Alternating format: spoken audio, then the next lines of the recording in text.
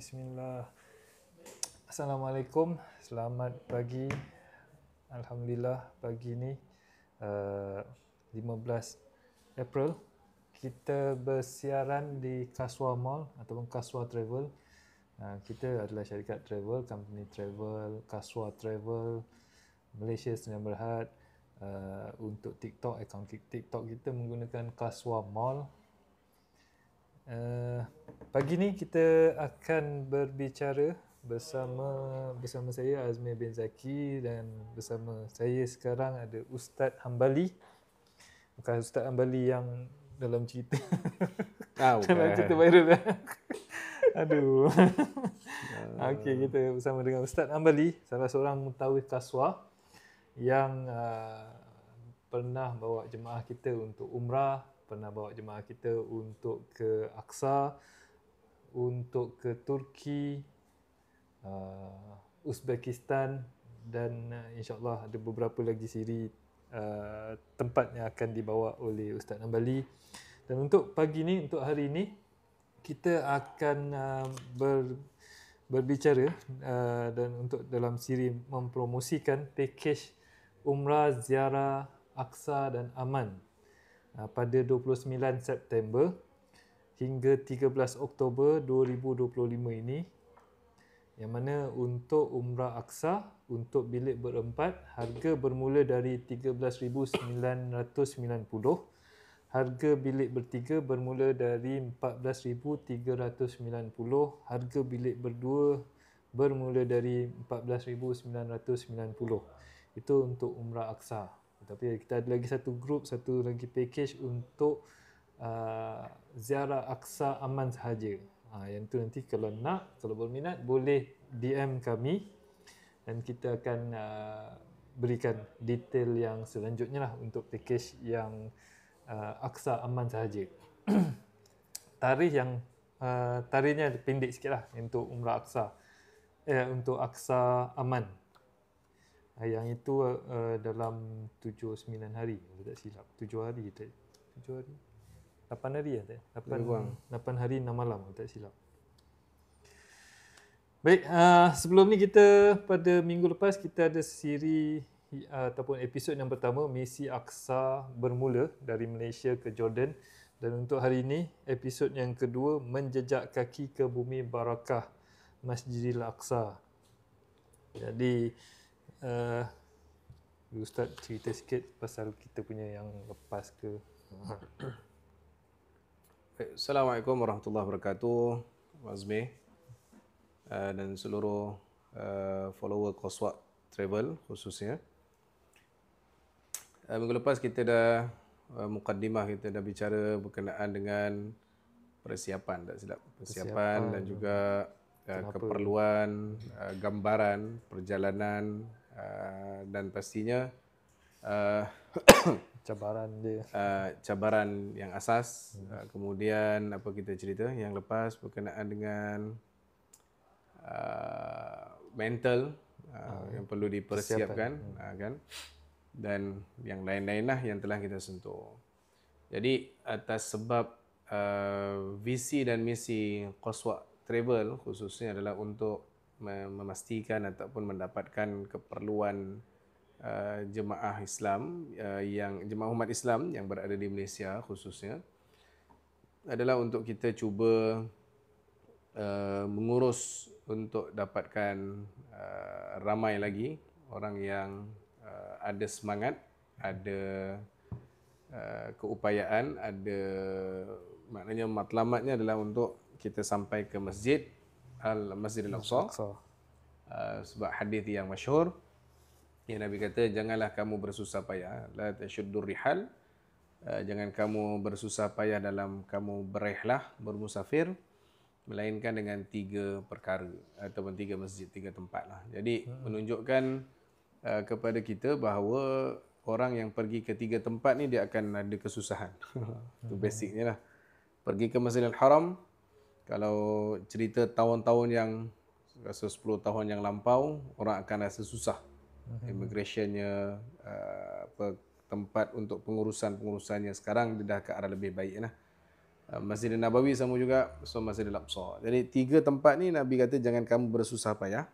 Jadi kita akan pasti hadapi kesusahan. Itu dia punya bahasa kan, bahasa mudah dia. Dan insya-Allah mungkin siri kali ni Abang Azmi kita nak sentuh Abu agak ya. Okey. Untuk kita punya fokus. Okey, kita ke segmen pertama dulu. Okey. Saat pertama kali menjejak kaki ke Masjidil Aqsa. Ustaz kali pertama sampai tahun 2017. 2017. Bila dapat panggilan untuk ke sana. Oh. Apa bayangan Ustaz mula-mula? Okey. 2017 saya saya follow trip sama juga yang trip ni, iaitu Umrah Aqsa. Umrah ziarah Aqsa. Waktu tu first bila saya tengok lah, waktu tu saya rasa dulu lagi agak mahal dia punya harga dia. Ustaz, sebelum pergi, bila Ustaz dapat panggilan macam dapat tahu dapat pergi Aqsa, kita bawa orang. Apa yang Ustaz terbayang mula-mula? The first kita sebelum ni kita nak tahu gambaran. Maksudnya Aqsa yang kita nak pergi ni untuk saya seperibadi saya adalah Allah takdirkan saya mungkin memberikan kuliah kan. Kuliah berkaitan dengan Isra Mi'raj biasanya. So bila dapat ruang untuk ke Aqsa, saya punya mindset gambaran saya cakap apa sebenarnya the real situation sebenarnya ke Aqsa yang saya nak dapatkan. Satu. Yang kedua, pastinya saya cakap that's the maksudnya masa yang sangat tepat untuk saya sampai waktu tu sebab saya dengan Habib Najimuddin. Kemudian yang ketiga, gambaran saya cakap okey, akhirnya aku dipanggil juga ke Aqsa. Sebab sebelum ni dengar saja. Sebelum ni kita dengar Ustaz Abdullah Amin, kemudian ada dengar jemaah-jemaah yang dah pernah pergi, yang pernah sampai. Kemudian macam-macam lah yang rasanya macam betapa susahnya nak pergi waktu tu. Tapi akhirnya ada namanya, abang cakap tadi, panggilan. So dia punya perasaan sangat-sangat seronok. Dalam waktu yang sama, misi saya adalah untuk tahu apa sebenarnya berada dekat kawasan Masjidil Aqsa. Ada terbayang macam kesusahan macam waktu tu tak ada. Waktu tu tak ada. Fikir seronok, fikir senang, fikir kita dah ada travel, kita dah ada orang nak uruskan apa semua. So tak pernah fikir kesusahan tu lah. Tak fikir dia punya tak pernah. halangan. Kesilapan saya waktu tu sebab saya tak study. Saya tak baca dia punya perjalanan apa semua. So sekadar dapat tarikh, kita bayar and then kemudian kita dapat penerbangan semua, khalas selesai. Yalah sebab yalah macam Ustaz selalu cerita pasal Isra Mi'raj, mesti dah terbayang lah tempat-tempat macam tempat-tempat sejarah ni lah. Yalah. Nabi pergi singgah ke kat Masjid Aqsa tu sendiri, dan ada cerita yang mungkin Ustaz biasa dengar macam mihrab tu semua kan. So tentang perjalanan dia, lepas dah pergi, macam saya tahu daripada bila kita ada meeting dengan jemaah. Kita bincangkan dengan ni, lepas tu Ustaz yang sebelum ni ceritakan perjalanan kita macam mana, yang saya dapat gambaran macam itulah. Jadi pertama kali bila menjejakkan kaki, ataupun macam ni, perasaan Ustaz bila nampak, kita tak nampak daripada luar, nampak terus Masjid Kubah ke? Tak nampak, kita nampak dinding ni kan. Dinding saja. Bila masuk ke kawasan tu dah nampak. Macam mana perasaan Ustaz? Dia masa hari pertama saya sampai, dia punya hati tu terus macam, kita bayangkan macam kita ke Mekah. Masuk hotel sekejap and then go terus pergi ke masjid. Kan? Tapi bila kita sampai tu, kita kena kena tenang dulu. So tenang, tapi jiwa tu rasa macam kenapa tak pergi lagi ni, sebab waktu tu kata saya first time saya sampai adalah waktu malam, dah petang. And then malam tu kata mutawif, siapa yang nak pergi boleh terus pergi, tapi kita waktu tu tak berani lah, sebab mindset waktu tu dah bila sampai, kita punya mindset waktu tu cakap, ini tentera ni kan, jalan ni kena blok lah apa semua, kena macam kita bayangkan pula macam kita sebagai warga negara Palestin. Gambaran tu. Jadi malam sebab apa Ustaz gambar macam itu? Sebab Ustaz dah nampak ramai askar waktu tu kita tengok kesusahan dekat immigration, kemudian penjagaan polis yang terlalu ramai, kemudian dengan tentera-tentera dia. Lepas tu dengan apa nama, bila tour guide bagi panduan kata okey kita jangan banyaklah jangan ni. So mindset lah mak cakap so cakap okey mungkin ada masalah ke akan datang kan. So sampai kat hotel bertenang, subuh esok baru saya berjalan ke masjid. Tapi sebelum malam tu pun Mutawif dah beritahu dah. Siapa nak pergi malam tu pergi je lah. So bila subuh tu jalan sendiri, waktu tu katanya kumpul pukul 3 pagi bukan tu. Sebab katanya pagar akan buka dalam sebelum waktu subuh 10 minit ataupun setengah jam waktu tu sebelum subuh. Bila sayang-sayang pergi tu, dia mulalah bercerita kepayahan jalan jauh, naik bukit sampai waktu tu masa sejuk waktu tu. Tapi bila sampai sahaja, masuk sahaja pagar, dalam hati tu cakap, "Oi, ini ke Masjid Al-Aqsa ni?" Oh, bukan. Rupanya jalan dalam lagi baru kita jumpa masjid yang namanya Dome of Rock. Kita orang pun berlari lah sebab dah dengar azan waktu tu, berlari jalan laju sikit. Ingatkan sembahyang kat situ? Oh tak, rupanya Dome of Rock tidak akan buat solat di situ waktu subuh. Jadi jalan depan lagi. Oh ingatkan dah tu masjid tu lah. So jalan depan lagi sampailah macam saya sebutlah. Laluan tu masuk saja pagar masjid tu, dah turun bukit, kemudian naik bukit sikit, naik tangga, kemudian jumpa Dome of Rock, kemudian turun tangga balik. Kemudian jalan tegak lagi, barulah jumpa Masjid Al-Aqsa. Yang orang hari ini yang sebut biasanya orang kita sebut Masjid Al-Aqsa ataupun hari ini namanya Masjid Qibli. Masjid pertama umat Islam, ataupun itulah tempat yang Sayyidina Umar dapatkan tempat untuk kiblat. Jadi bila sampai dekat situ, bagi saya aura dia lain. Orang-orang tua yang solat dekat situ semua tua-tua, tapi dia punya muka semangat dia luar biasa. Dan dia macam go on macam biasa saja, walaupun kat luar mungkin tengah ada isu peperangan tu seumpamanya, masuk masjid aura dia saya boleh kongsikan semua. Saya cakap kalau nak cari kekuatan semangat dalam ibadat dan jihad di situ. Dia punya imam dia punya orang-orang dia muhibbin, sayang. Dia tak kisahlah sesiapa pun, dia akan terus macam ambil berat pada orang tu. Dia akan sibuk tanya apa khabar. So kemesraan tu automatik berlaku walaupun pertama kali kita jumpa dengan orang tu semua. Masya-Allah. Itu pertama kali saya sampai di dalam masjid. Masjid namanya Masjid Qibli lah lagi ni. Dia tengok video-video sebelum ni, memang bukan maksudnya bukan ditegur lah, memang benda tu memang biasa. Ya. Dia kalau kita bayangkan macam contoh kita orang luar, abang tak payah jauh lah, abang pergi dekat tempat yang abang tak pernah pergi pun, masjid. Orang akan tengok macam nak tegur ke tak tegur tak. Sana terus tegur. Kita boleh bersembang imam dia pun boleh duduk dengan kita, bergambar dengan kita serta-merta, tak ada masalah. Dan tidak ada kawalan. Dia memang semangat pada dia orang lah. Sebab yalah, macam kalau pergi tempat lain kan dunia imam-imam kan, bukan imam lah, semua jemaah kita tengok kita pelik. Ya. Mana tengok betul, muka. Betul. Dia tak ada masalah, dia akan panggil, dia akan penuh soft, dia akan duduk dengan kita, dia akan sembang dengan kita. Mana kalau kita duduk kumpul sambil macam yalah kadang-kadang Ustaz berkumpul bercerita kan. Tak ada masalah. Dia orang okey bagi laluan, bagi ruang. Dia tidak ada tidak ada gap. Kalau kita masuk situ, kita bersaudara. Itu yang benar-benar betul pada ayat Quran tu lah, innamal mu'minuna ikhwah. Itu tentang Masjid Al-Aqsa. So dekat Masjid Qibli, Masjid Qibli dia punya jemaah dia kalau untuk setiap waktu memang orang kebanyakannya orang luar lah, orang. Betul.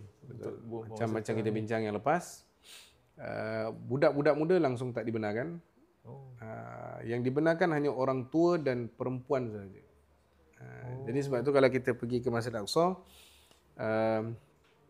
orang tua tu selalu akan sebut, kau kena banyak bersyukur, kau kena banyak terima kasih pada Allah. Sebab kata dia, tak ramai, bukan tak ramai. Hari ini yang boleh masuk pemuda dekat masjid ni hanyalah engkau orang je. Maknanya yang orang luar daripada Palestinian. So dia akan sangat seronok sebab masjid tu diletakkan sekatan, had limit. So kalau dia jumpa ada orang yang boleh masuk, anak-anak muda, dia akan paling seronok. Tapi yang macam hari tu saya tengok macam baru ni punya Ramadan, dia orang ada buat buka puasa dekat macam dataran kat luar tu kan, dekat dom. Betul, itu pada waktu-waktu yang dibenarkan lah. Maknanya kalau contoh Ramadan, mungkin ada dia punya had waktu, kita tak pernah lalui waktu Ramadan. Cuma hari-hari biasa memang anak muda tidak. Hatta subuh sekalipun. Subuh memang agak susah untuk tengok anak muda di Palestin, di Masjid Al-Aqsa lah. Dan bahkan memang dilarang lah. Kalau contoh kalau tengok hari ni viral buka puasa dekat Aqsa, mungkin kita tak pernah lalui. Tapi mungkin maknanya ada yang terbuka lah, maknanya untuk Ramadan saja mungkin. So dia orang ambil ruang dan peluang. Mungkin begitulah. Sebab kita Ramadan memang kita tak pernah buat trip ke sana ke Aqsa. Agak risiko kan sebab bila betul. Sebab biasanya berlaku sesuatu tu pada Ramadan lah. So bila sampai je Ramadan, habis Ramadan kita promote, orang tanya, boleh ke pergi? Boleh ke pergi? Betul. Sampai sekarang pun kalau orang tanya, baru ni saya beritahu ada satu kawan saya cakap, insya-Allah bulan 9 ni pergi kat Aqsa. Serius lah kata dia. Memang boleh pergi ke? Wah, so sebab tu kalau orang membayangkan dialah tiket istilah apa yang berlaku tu adalah di Gaza kan. So kita takkan untuk travel mustahil untuk kita sampai ke situ. Mustahil, dan kita takkan lalu pun kawasan situ. Kan. Sebab memang orang bila dengar tu je, bila pergi Aqsa je orang terbayangkan yang tu. So dia akan tanya, boleh ke? Boleh sampai ke? Lepas ke? Sebab untuk kita pula, yalah, kadang-kadang satu lagi isu bab insurans lah. Insurans ni kadang. Tapi dia kena asasnya balik semula pada tempat tu. Pilihan, dan dia akan bawa kepada kita keimanan. The real ziarah yang kita kena buat lah. Okey. Baik, untuk yang seterusnya dia punya ni, keistimewaan Masjidil Aqsa selain daripada yang Ustaz nampak macam apa nama? Ya, macam tadi Ustaz kata bahagian keistimewaan dia punya semangat. Betul. Semangat jihad, semangat untuk ibadat. Masjid tu dia akan buka ataupun dia macam masjid biasa, maksudnya waktu solat je, lepas tu habis waktu solat dia tutup. Tak. Dia buka. Dia buka. Macam Zuhur sampai Asar tu dia buka lah antara tu. Betul. Cuma kita tak boleh nak duduk 24 jam kat situ. Sebab nanti waktu malam lepas Isyak dia akan terus tutup. Bukan masjidnya, dia akan pagar dia terus lah. Pintu gerbang dia lah. Tapi kalau kita contoh datang pukul 11 ke, kita datang pukul, dia sebenarnya ada waktu-waktu yang kita akan datang awal untuk ziarah. So, biasanya turis akan datang. So benda tu dia akan jadi biasalah. Kita akan boleh pergi Dome of Rock, kemudian Masjid Qibli. Cuma ada satu point yang setakat ni yang saya pergi 2017, 19, 2022, 23, yang saya nampak ada satu benda yang selalu ditekankan adalah kita selalu dimomokkan dengan sebenarnya Masjidil Aqsa tu adalah Dome of Rock. Kan? Tapi sebenarnya bukan Dome of Rock sahaja Masjidil Aqsa. Masjidil Aqsa ni sebenarnya satu kompleks yang besar. Dome of Rock di dalamnya. Kenapa kita sibuk pertahankan Dome of Rock? Kalau contoh ada orang kata sebenarnya Masjidil Aqsa adalah yang Masjid Kubah hitam tu. Sebenarnya tak, ada orang masjid yang warna kuning ni tak. Sebenarnya dua-dua tu adalah kawasan Masjidil Aqsa. Dia kompleks yang sangat besar. Tapi kami ni tak dapat explore lebih besar lah, lebih luas daripada kompleks yang ada. Tapi kalau ditanya adakah boleh digunakan kompleks tu 24 jam, saya rasa memang tak ada masalah. Cuma malam saya rasa, sebab waktu subuh bila kami nak pergi, pintu gerbang tu ditutup. So maknanya ada waktu yang dilarang, tapi waktu siang saya rasa no isu untuk kita pergi ke Masjidil Aqsa lah. Sebagai turis pada waktu tu. Sebagai turis. Lokasi-lokasi penting selain daripada Macam antara lokasi penting jap. Saya ada satu peta tau. Ha. Baik kita baca peta ni. Kita tengok peta tu kejap.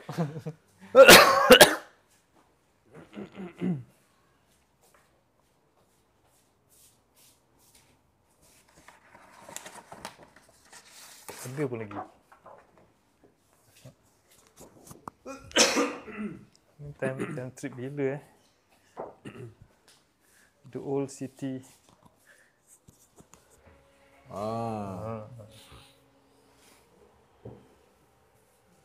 Boleh nampak ke? Mesti tak nampak kan? Tak nampak. Boleh nampak macam tu. Nanti kalau nak, siapa yang nak boleh kalau berminat boleh DM kami. Saya boleh sharekan yang saya Ni yang saya cerita pada abang. Ni tapi yang pendengar boleh gambaran saja. Kalau ni Kamarul boleh tolong Kamarul jap. Tukarkan yang ni, bawah ni. Oh, tak ada. So dia akan ada Rapatkan sikit ke? Awak tunjukkan ni. Saya okey kot. Boleh share Tak apa kot. Nak sharekan dia ni. Tak apa awak pegang je benda tu sekejap. Boleh nampak. Angkat je kamera tu. Saya nak tunjuk gambaran je dulu. Bukan kita nak tengok sepenuhnya tapi gambaran ni. Ini adalah keseluruhan bukan kawasan Masjidil Aqsa tapi ini keseluruhan Palestin yang ada lah. Tapi yang kita nak fokuskan ni lah yang Masjidil Aqsa ni saja, kompleks yang ada ni. Tu. Tapi yang ni yang saya pernah cerita yang lepas, kita ada Christian Quarter, maknanya penduduk sini adalah kawasan orang-orang Kristian sahaja. Yang ni Muslim Quarter, ni Muslim sahaja. Kemudian Armenian Quarter dan ada gabungan Jewish Quarter. Ni suara mana Yahudi sahaja. Kawasan tu memang Kawasan Muslim sahaja, Kristian sahaja, Yahudi sahaja dan Armenian. Maknanya kalau pelancong datang, kalau pelancong Kristian dia duduk area situ. Lebih kurang gitu. Lebih kurang gitu. So tapi ada tempat yang dia akan share. Maknanya Muslim dengan Kristian, Muslim dengan Yahudi. Dia punya tempat lah. Tapi tidak akan pernah berlaku Kristian dengan Yahudi. Dia tak akan boleh duduk. Sebab dia akan Kristian akan mengatakan Yahudi teruk, Yahudi akan mengatakan Kristian teruk. Tu nanti kita. So ini gambaran dia lah. Okay. Alright. So kalau kita tengok dalam cerita ni tadi ni, so kawasan Masjidil Aqsa tu adalah yang kuning tu yang kita tengok lah. Kan yang kita bincangkan tadi tu. Tapi ni kawasan adalah keseluruhan lah. Keseluruhan. Ni kalau saya tunjuk tadi kan, inilah kawasan keseluruhan Palestin. Yang kita fokus untuk turis kat sini saja. Yang ni mungkin kita akan singgah tapi kawasan-kawasan ni yang Baitul Laham, Jerusalem dan adalah beberapa tempat-tempat yang menjadi keutamaan lah dalam hal tersebut. Itu gambaran dia. Ni cantik ni. Ni lama dah dapat ni. Ya. Datuk dah ambil dekat sana. Ada dua peta. Jadi saya boleh minatkan. Sebab dia ada satu lagi yang ni peta yang ni. Ini keseluruhan. Ini Jerusalem punya kan. Jerusalem, Basuh Jericho. Ini kira kawasan. Tapi saya maksudnya dalam kawasan Masjidil Aqsa ni sahajalah kan. Nampak dari gerbang ni kan. Kawasan Masjidil Aqsa ni sahaja pun dah kawasan Aqsa tu. Kan kawasan Aqsa. Itu pun saja dah. Masjidil Aqsa yang kawasan ni. Yeah. Dia ada dua pagar maksudnya. Ada dua pagar. So maksudnya untuk masuk masjid ada pagar dia. So dekat sini yang nanti akan ada apa nama? Golden Gate. Bukan, tembok ratapan. Tembok yang orang menangis. So belah situ adalah Yahudi punya. So dia sebenarnya dekat-dekat je lah, dekat-dekat. So kalau kita keluar sikit daripada kawasan Masjidil Aqsa, belakang-belakang ni ada kawasan daripada kawasan Kristian. Untuk macam grup kita biasanya kita akan tengok tak ataupun kita akan lawat? Lalu yang lepas dengan Qaswa kita masuk. Kita siap masuk lagi. 2023 yang saya bawa waktu tu OS Travel daripada wakil kita di sana. Bila saya tanya kita boleh masuk ke, kata dia nak isu. So kita masuk lah. Kita masuk tu kita akan, yang itu kali pertama yang saya, sebab kedua kali saya pergi kita akan tengok daripada atas saja. Kita tengok. Tapi yang later kami masuk waktu tu sampai betul-betul dekat tempat dataran dia memang nampak Yahudi yang tengah menangis gitu, nangis lah. Tak, sebab saya ada tengok YouTube yang sebelum ni YouTuber ni ada yang pergi ke situ, pergi ke dekat-dekat lah dengan situ. Tapi memang dekat lah kat situ. Dia banyak lah. Kalau sini memang bagi saya dia sangat-sangat sempurna lah, sebab nanti kita akan berjalan kawasan ni, semua berjalan kaki nanti ni. Christian Quarter, Muslim Quarter. Ni kawasan Aqsa ni lah. Tapi yang lain-lain ni Jericho dan yang lain-lain ni kita akan kena naik bas lah. Naik bas lah. Itu semua naik bas. Betul. Ini memang unik ni Ustaz. Asalnya memang kantung situ. Lepas tu ada benda-benda lain yang lebih penting kita tampal. So benda ni saya simpan lah. Tapi saya simpan untuk simpanan dekat sini lah. Ni kita semua jalan kaki ni nanti ni. Ni Masjid Sayyidina Umar. Masjid Sayyidina Umar ni yang betul-betul berdepan dengan gereja paling besar, gereja paling tua di situ. Tapi gereja yang lama yang disebutkan dengan Baitul Laham tu di luar sikit. So Masjid Sayyidina Umar ni lah. So kita akan berjalan kaki ni. Jalan kaki daripada Muslim Quarter. Kita masuk, bila Muslim Quarter ni maksudnya majoriti kawasan Islam lah. So bila kita masuk sini adalah kawasan daripada Christian Quarter. Bawah ni Yahudi. Jadi kalau kita berjalan kaki ni, dia mesra untuk wheelchair tak? Tak. Jadi kalau wheelchair dia akan susah agak susah. Dia tak ada, dia bukan ada laluan. Kalau siapa yang bawa elektrik ke, tak elektrik ke, dia akan susah sebab dia memang bertangga. Kemudian laluan dia macam Turki. Dia bukan jalan tegak yang rata punya simen tak. Dia akan yang batu-batu tu. Itu yang pernah saya bawa jemaah naik wheelchair kan dekat Turki, kata dia, tak apalah Ustaz, biar saya jalan kaki lagi. Lagi baik, lagi senang daripada saya naik kursi roda. Gitulah gambaran dia. Maksudnya itulah. Jadi kalau yang nak pergi antara cabarannya, mana memang kena betul-betul sihat, boleh berjalan kaki walaupun perlahan. Bukan apa, sihat tu supaya sedap untuk dia menikmati sejarah. Kalau kita ambil nilai lah. Kalau setakat jalan lambat tu okey ke lah, boleh je. Jalan lambat no isu lah. Tapi maknanya kita kalau sihat tu kita dapat kepuasan lah. Kepuasan kita tu boleh sampai, kita boleh tengok benda-benda macam tu lah. So, dari segi cabaran dan pengalaman unik, selain daripada kawalan keselamatan, memang kawalan keselamatan ni semua ada askar ni? Askar ada bersepah lah senang kata. Cuma dia akan ada spot-spot yang dia akan stay lah. Kalau kita orang Asia ni, orang Melayu, orang Malaysia, dia kacau? Tak. Selagi mana kita punya tiket turis, insya-Allah. Tak ada, kita boleh jalan, tak ada masalah. Maksudnya dia tanya kita tahan mana pasport, tengok check. Dia takkan berlaku macam tu. Tapi kalau melibatkan orang dia ataupun orang Palestin, itu dia akan agak agresif benda tu. Tapi so yang berniaga-berniaga ni orang yang tu kita tak dapat kita tak dapat nak pastikan sama ada dia Muslim ataupun tidak. Tapi kalau pengalaman saya di Mesir, dia sebab dia bangsa Arab kan. Kalau Mesir dia akan ada tanda cross kat sini. So setakat ni kita tahu dia bukan Islam je. Kita tahu dia bukan Islam. So tapi kalau kita tengok untuk mengenal, kita akan fokuskan, biasanya tour guide akan fokuskan tempat yang Muslim Quarter punya lah. Begitu. Tapi perjalanan seharian tu memang akan berlaku untuk dalaman ni saja. Kita akan pusing dekat tempat Armenia, tempat gereja, kita akan cuba masuk gereja tu. Sebenarnya kita kena pergi dan kena masuk supaya kita tahu the reality pahaman mereka, dan kena tahu realiti perjanjian orang Islam, bagaimana Sayyidina Umar buat perjanjian dengan orang-orang Kristian pada zaman tersebut.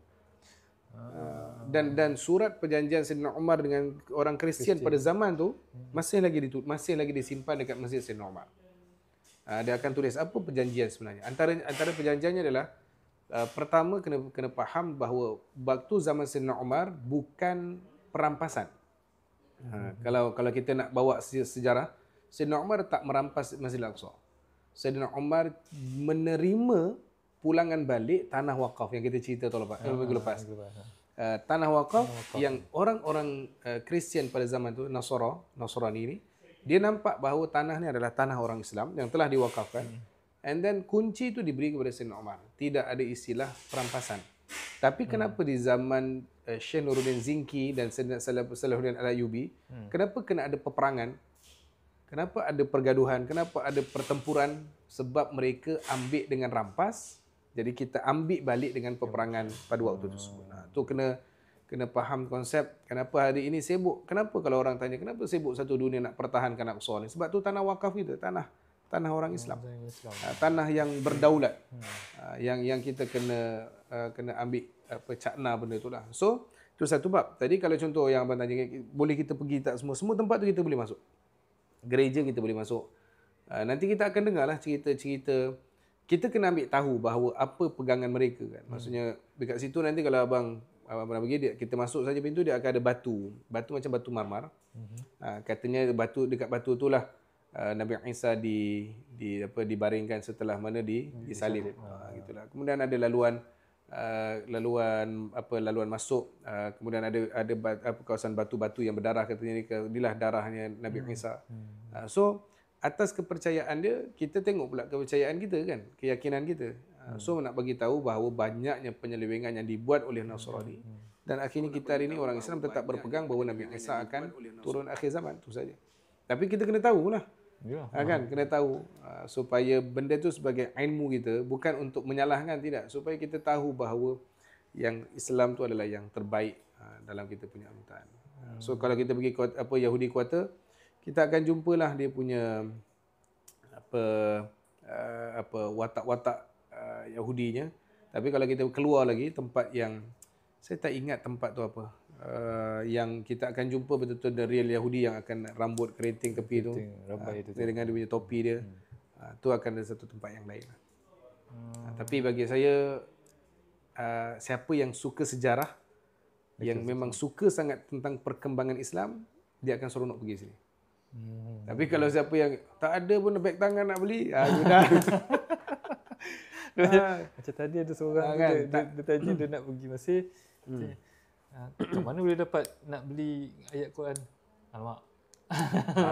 Bagi saya kalau contoh Aqsa, untuk membeli belah dia memang adalah dia punya souvenir dia, tempat. Tapi siapa yang nak fokus yang tu, bagi saya dia akan ada problem lah. Nanti dia akan boring, dia akan alah apa cerita apa dia. Betul lah. Dia kena ingat satu benda bang. Kita syukur di Malaysia, kita dah tahu cerita Isra Mi'raj. Kita tahu dah. Kalau contoh tanya budak-budak muda pun dia akan tahu dah. Kalau sampai dekat sana, tour guide akan cerita detail Isra Mi'raj. Sampai kan orang-orang kita sampai cakap, kita tahu kot. Tapi kena tahu bahawa rupanya ramai lagi orang yang tak tahu cerita tentang Isra Mi'raj. Sebab tu tour guide cerita. Jadi kita kena syukur yang kita tahu asas tu. Kan? Ramai. Kita alhamdulillah kita setiap tahun yang Isra Mi'raj kita akan sambut masjid dan kita akan tahu cerita kan. Sebab masa saya bawa 2023 waktu tu, tour guide cerita detail ni. Nabi daripada Mekah ke Madinah, Masjidil Aqsa semua. Kita pula waktu tu semua cakap benda dia dah tahu kot kan. Tapi bila sembang dengan tour guide, rupanya kata dia, kau tahu ke? Setakat ni dia bawa jemaah-jemaah daripada, bukanlah Malaysia lah, maknanya daripada yang lain-lain kan. Kata ada beberapa ramai yang tak tahu rupanya Nabi dekat Masjidil Aqsa, tempat Nabi naik ke langit, kenapa tempat pilihan Aqsa.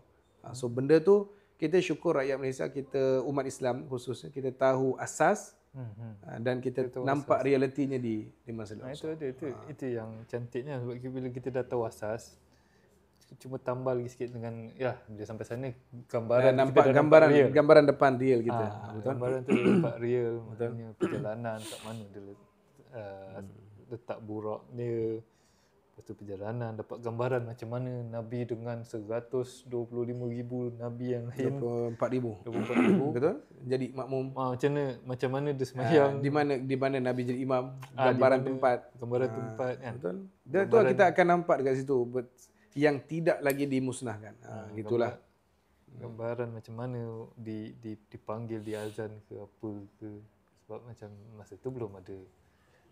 Baru nak turunkan untuk perintah untuk nak solat. So maknanya azan kita tak tahu macam mana rupa sebelum tu kan. Itu pun antara pengalaman sharing tentang kecekalan. So kalau Ustaz tengok rakyat dia orang kat sana, orang-orang Palestin sendiri kat sana, Kalau kita dari perjalanan kita nampak rumah-rumah orang. Kita nak tengok betul-betul Palestinian, kita agak susah kat situ. Sebab ada orang yang tour guide ni yang memang dia darah Palestin tapi pasport Israel. Ada orang yang Palestinian yang memang susah nak keluar daripada rumah, yang sentiasa akan disoal siasat. Untuk kita no problem. Tapi kalau kita nak kata adakah rakyat Palestin ni dia, so untuk cerita tentang kita nak senang nampak rakyat Palestin tu susah sikit nak cerita. Sebab bila kita berjalan sebagai tourist, kita punya pelancong, so kita akan jumpa tempat-tempat yang memang fokus pada pelancongan saja. So kita tak akan jumpa rakyat Palestin, melainkan ke hospital. Atau pengalaman saya. Yang itu tu. Yes, yang saya uruskan satu jemaah yang ke hospital. Bila masuk sahaja kawasan hospital, laluan-laluan rumah-rumah situ baru saya nampak yang reality Palestinian. Maknanya orang Palestin yang dia memang darah Palestin tapi duduk dekat Jerusalem. Darah Palestin tapi duduk dekat Hebron. So benda-benda tu yang kita akan nampak. Pertama, kita akan nampak bahawa diorang ni akan sentiasa mengejar apa-apa makanan yang kalau kita bagi sedekah dekat diorang. Sebab benda tu susah. Hatta roti bang, kalau pernah kita bagi roti, saya uruskan jemaah ni bila saya dapat naik kereta sendiri. So laluan bukan laluan turis punya. Dekat situlah kita nampak, dekat hospital sekalipun orang akan sentiasa menagih, minta bantuan. So kalau kita nak kata real rakyat Palestin, mereka sedang kesusahan yang teramat. Jadi kalau contoh kita jumpa yang ada adalah memang darah Palestin yang memang Israel, dia punya pasport Israel. Sebab apa? Sebab contoh, dia orang Palestin, lahir dekat Jerusalem. Jerusalem adalah capital city, diorang iktiraf capital city. So nak tak nak dia kena pakai pasport dia. IC situ kan. Itulah. Sebab itu ada seorang yang saya kenal, tour guide di sana, saya tak ingat nama dia siapa. Dia memang orang yang memang insya-Allah himmah dia dalam bab, tapi dia tak paksa, memang watak dia sebagai tour guide yang memang kalau orang tanya kau ni Palestin, kau tak rasa ke kesusahan geng-geng kau ni? Tak, sebab dia memang melalui jalan yang berbeza dah dengan orang-orang yang biasa kita dengar dalam hal-hal yang ni.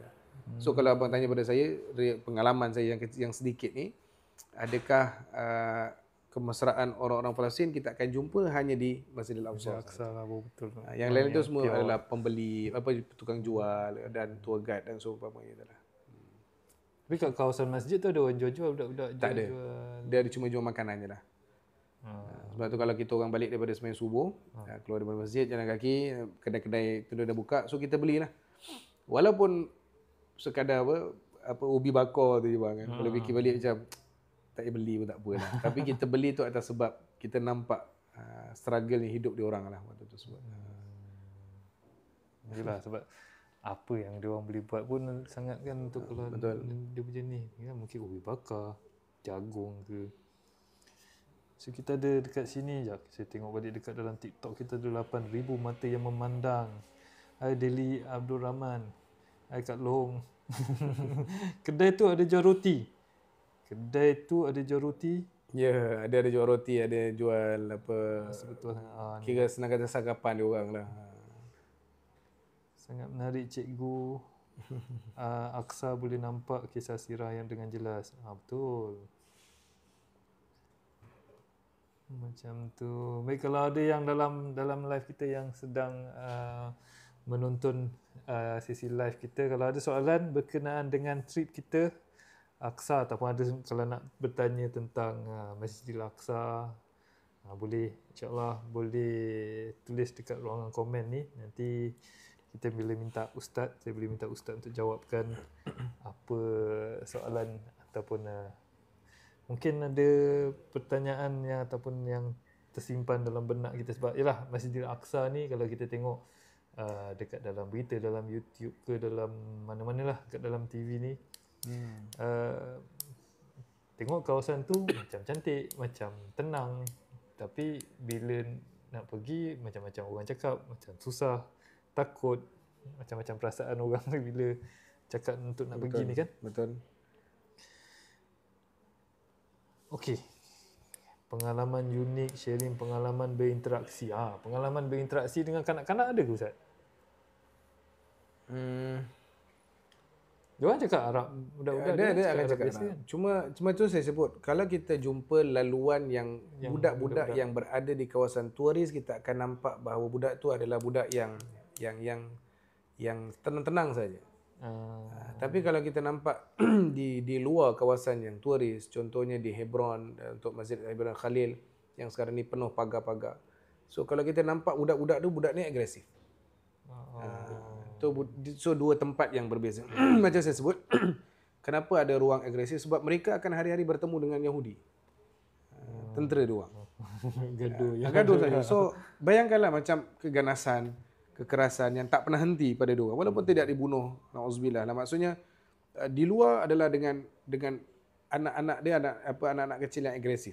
Tapi kalau kita jumpa anak-anak kecil yang tengah perjalanan dalam kita punya pemusafiran turis kita, anak-anak kecilnya adalah yang bagi saya boleh bersembang, boleh tanya apa khabar, boleh tahu perkembangan. Tapi kalau di luar agresif gitu. Tu yang kita kena banyak syukur lah. Siapa yang dah pernah pergi sana, kita memang akan banyak bersyukurlah dengan apa yang Allah bagi kat kita kan. Dia bagi ni. Istilah batu tergantung dalam Dome of Rock tu tak betul sebab ada bumbung gul, bumbung gul. Betul. Walaupun adalah riwayat tentang batu yang nak ikut Rasulullah tu kan. Tapi kalau siapa yang dah pernah pergi kan, ataupun siapa yang tak pernah pergi, gambaran dia kalau masuk Dome of Rock ni, kita masuk, dia ada satu bulatan yang dibuat, petak lah. So tempat tu dibuat pagar sebab situlah kawasan tempat dalam riwayat Nabi bermula naik langit dunia di batu tu. Dekat kawasan batu tu ada satu tangga turun bawah.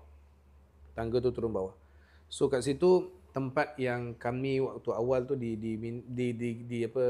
bukan diminta, tapi maksudnya kalau kata Habib Najmuddin, kita kalau boleh semayang kat situ. Sebab rupanya tempat di situlah yang Nabi pernah solat dekat situ, dan di situlah batu yang disebutkan nak ikut Nabi dalam riwayat lah. Tapi kalau tengok betul-betul bentuknya, batu tu sekadar menutup je lah. Maksudnya batu yang besar, kemudian ada batu tu, dia bentuk macam ada bumbung pada batu tersebut lah. Kat Hebron ada perkampungan orang-orang Islam Palestin. Anak-anak kecil comel duduk luar tunggu dari pelancong. Di Hebron tempat kawasan masjid Nabi Allah Ibrahim. Di kat situ, kawasan Nabi Ishaq, Nabi Yaqub. Yang tu memang budak-budak dia ramai kat situ. Tapi yang latest yang saya pergi 2023, dia ada macam, bagi saya ada begini gambaran dia. Contoh ni mana? Kini kita akan turun bukit pergi ke kawasan tu. Tapi dia akan ada pagar dah. So budak-budak Palestinian tak akan boleh masuk dalam tu. Sebab tu antara yang kita jadi ialah geopolitik sana kan. Tempat situ Yahudi hanya lebih kurang dalam, saya tak ingat jumlahnya, tapi senang kata sikit. Mungkin dalam peratus. Yang orang Islam paling ramai dekat situ, tapi hanya kerana orang Yahudi yang ada dekat situ, akhirnya kawasan Islam terpaksa dikepung. Dikontrol. So jadi kawasan tu, jadi anak-anak kecil ni dulu kita boleh jumpa anytime. Sekarang ni kalau abang pergi, memang kita macam pergi jumpa tempat perang di Hebron. Di kawasan Masjid Ibrahim Khalil lah, Nabi Ibrahim. Kalau sampai dekat bas agak jauh sikit, bila abang turun bas, budak-budak yang macam saya sebut, sekarang dia agresif budak-budaknya, sebab sekarang ni lah yang dia apa saja yang kita, tapi itulah kita akan bagi nasihat pada jemaah, siapa nak bagi makan, bagi betul-betul. Maksudnya budak-budak akan memang dia akan berebut benda tu. Walaupun roti, macam saya sebut tadi lah, kalau laki-laki kita bang roti kan, apa roti nasi ayam lah kan. Dia akan begitulah. Begitu. Jadi dalam perjalanan tu nanti akan ada, dia macam dah ada pemantauan lah. Maksudnya akan masuk tu pelancong saja. So dia ada buat pagar, and then dia akan masuk yang macam ada scan tu, yang macam dekat mall tu. Then kemudian baru kita boleh masuk situ. Bila masuk situ dah tak ada dah orang-orang Palestin, dah tak ada dah kawasan terdekat surah. So kita cuma pelancong saja dalam. Bila kita masuk saja pun sama juga dekat kawasan Al-Aqsa, imam-imam yang dekat Masjid Ibrahim ni, dia akan seronok kerana ada orang luar datang kat tempat dia orang. Sebab tu kita kena datang.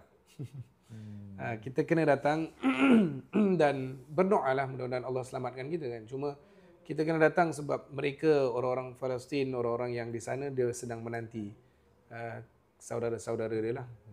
Supaya diorang akan rasa bahawa masih lagi ada orang Islam bersama dengan dia. Gitulah. Islam ni ada yang Betul. masih nak ambil tahu. Betul.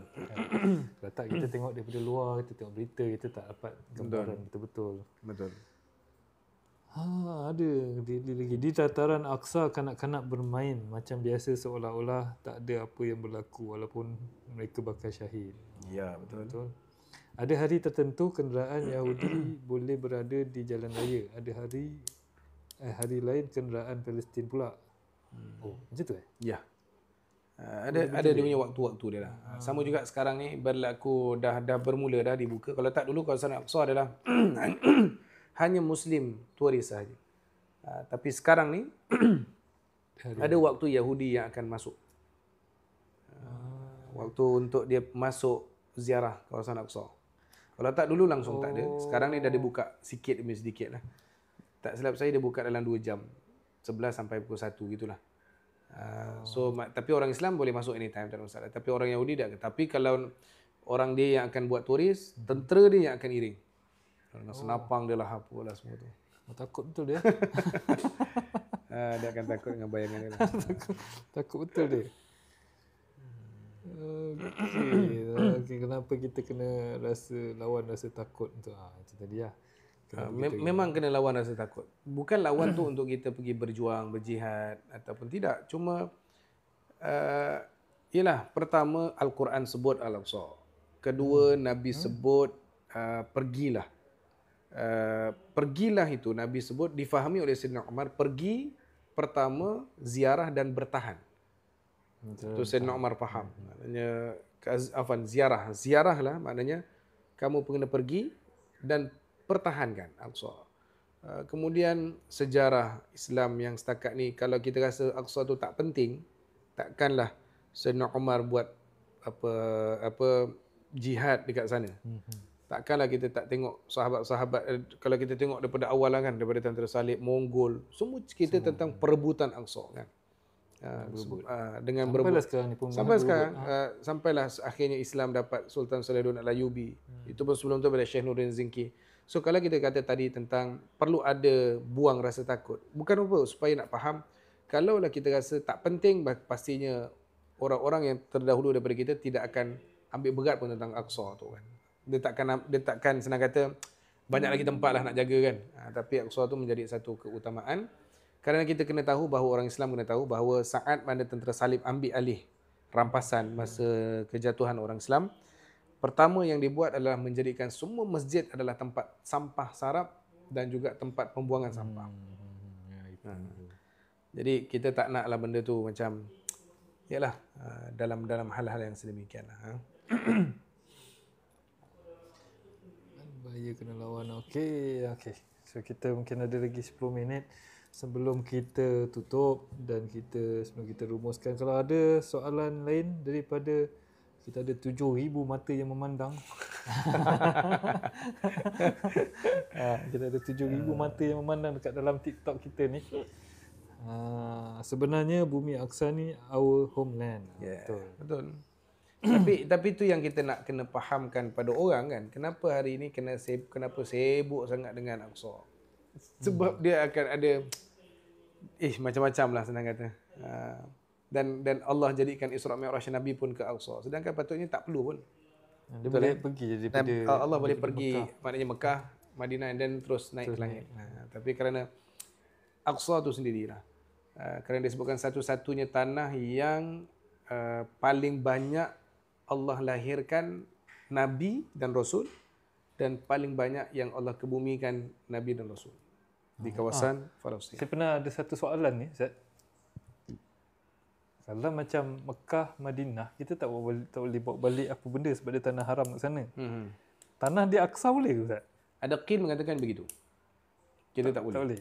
Ada qil lah, ada pandangan mengatakan tak boleh sebab dia termasuk kepada tanah haram juga. Ganjaran tanah haram tu dengan Mekah 100,000, Madinah 1,000, Aqsa 500 kan.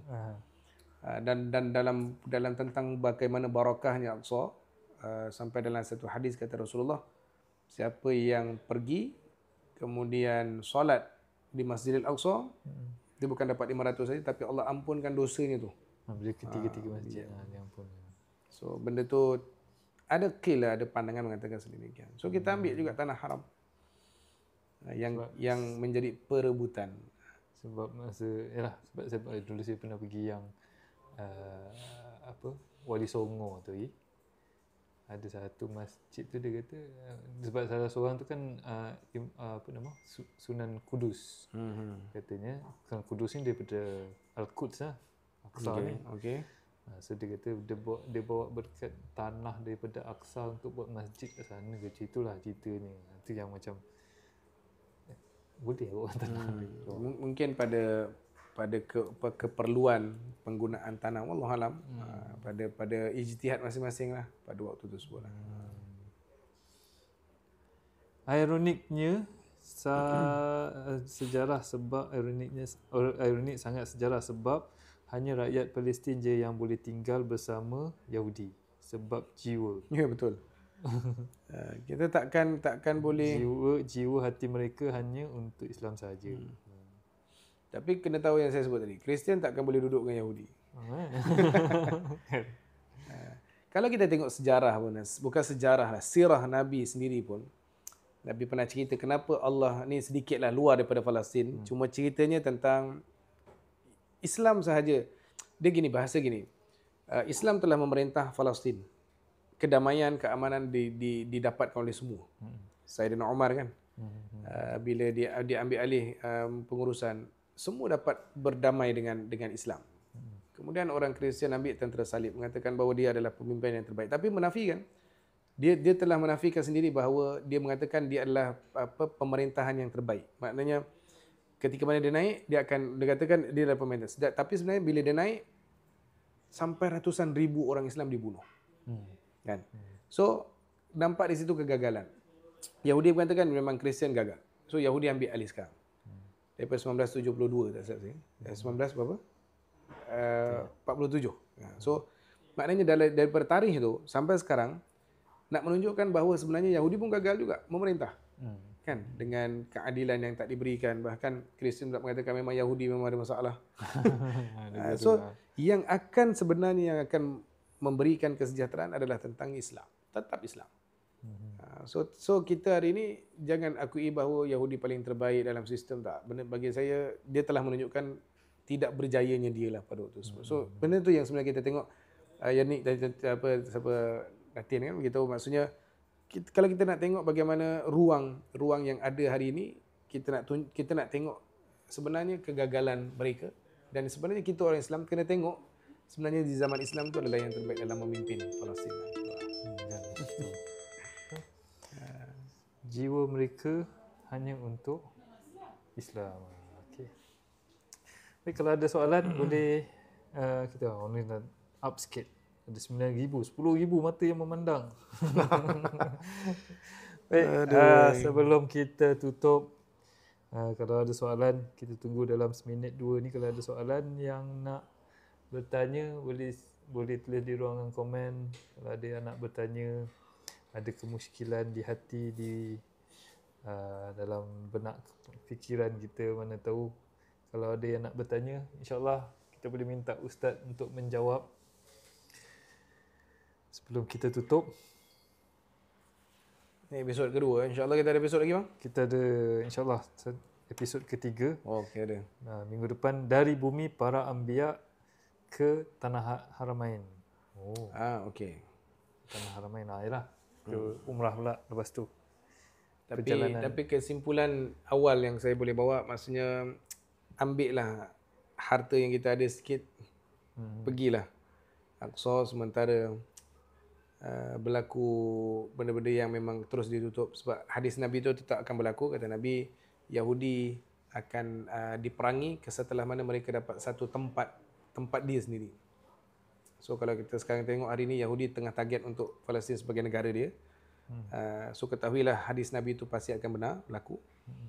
So dekat situ bila dah berlakunya perkumpulan Yahudi sebagai satu negara, maka peperangan akan berlaku. So waktu tu kemuncak dah lah, Imam Mahdi dah turun, dah ada Nabi Isa dah turun. So sebelum kita fasa tu, yang ada hari ni bersungguhlah tanamkan azam niat, kita pergilah insya-Allah.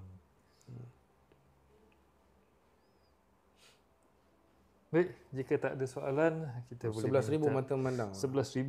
Kita ada 11,000 mata yang memandang. Baik. 11,000 Ustaz. Nanti kalau besok nanti kita main juta pula. Okey. InsyaAllah. So kita boleh rumuskan. So kalau untuk daripada tadilah apa yang kita boleh dapat dengar, maknanya perjalanan ke Aqsa ni bukan hanya satu destinasi je. Bukan. Dia adalah satu perjalanan ataupun panggilan iman jugalah. Macam yalah, sebab kita nak macam tadi apa yang kita berbualkan tadi pasal keberanian untuk nak pergi, kesusahan yang memang kita nak kena hadapi lagi kat sana kan. Dan dengan dia punya bukan halangan, maknanya cabaran-cabaran, mana nak perjalanan, maknanya kalau orang yang kurang sihat dengan kursi roda tu mungkin satu lagi cabaran yang paling besar. Tapi kalau dia semangat, dia akan sampai. Tapi kalau semangat, tapi itulah ada satu yang Ustaz Muhammad Amin dia kata dia sampai sana lain macam semangat dia kata. Ya.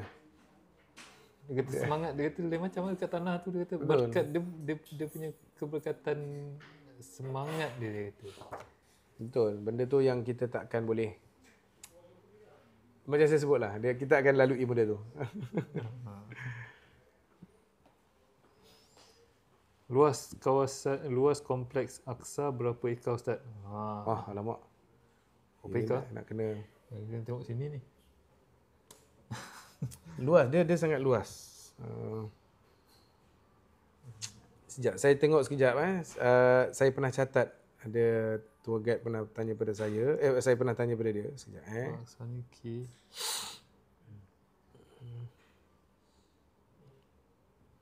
Sekejap. 100 meter. 100, 200, 300, 400. 400 kali 1, okey. 2, 3, 4. Dalam nota saya, 144,000 meter persegi ataupun sama dengan 35.5 ekar ataupun lebih kurang standard 72 padang bola.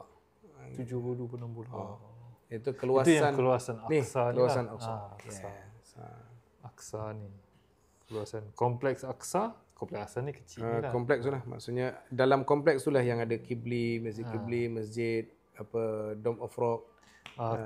Masjid Marwani, Masjid Buraq dan seumpamanya lah.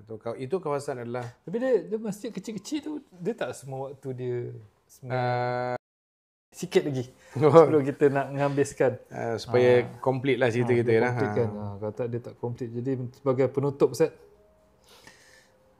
silakan untuk sebagai penutup, kemudian kita berkenaan dengan umrah, perjalanan umrah, tapi itu perjalanan umrah episod yang akan datang minggu depan, episod yang ketiga. Selepas Aqsa ada perjalanan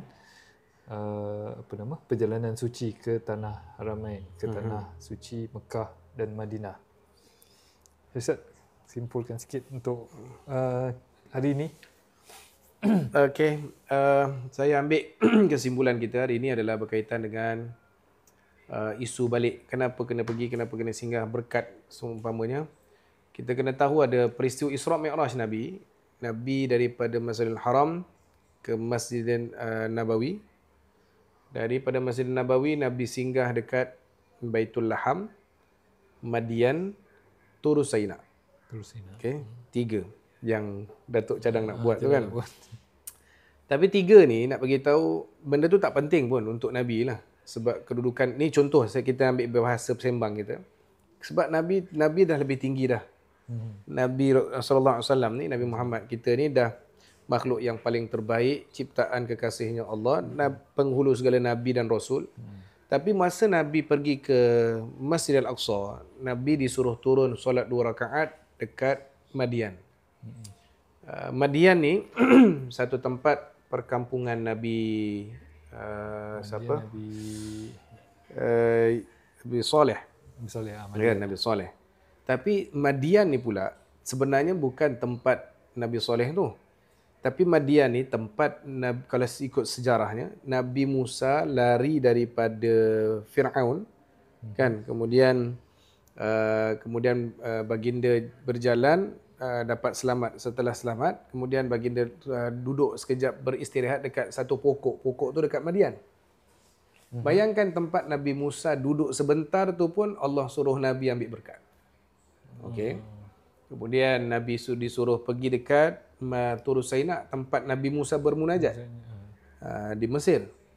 Kemudian suruh pula solat 2 rakaat dekat Baitul Laham, tempat kelahiran Nabi Isa. Jadi kalaulah tempat Nabi Musa berlindung, berehat pun disuruh untuk diambil berkat, kalau untuk Nabi, pasti Nabi yang menambahkan berkat dekat tempat tersebut.